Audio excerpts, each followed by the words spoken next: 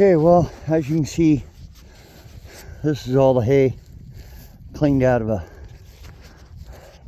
one baler that we were running. Now we're cleaning out the hay for another baler. Unfortunately, we weren't able to get these bales out, so it just gets piled up here and used for feeder hay for animals. And I'm going to show you something here. Something happened to me yesterday.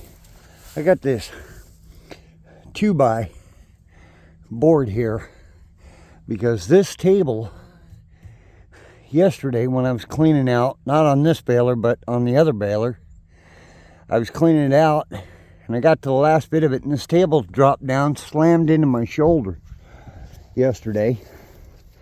That kind of hurt. Still a little sore today, but I thought I'd show that to you. So we'll get the baler cleaned out and we'll get it taken back to the shop, and that'll be it for this year. If you like the video, hit that like button, hit that subscribe, that notification bell, leave a comment in the bottom in the comments section. All that stuff really helps out the channel. And thank you for watching and have a blessed day.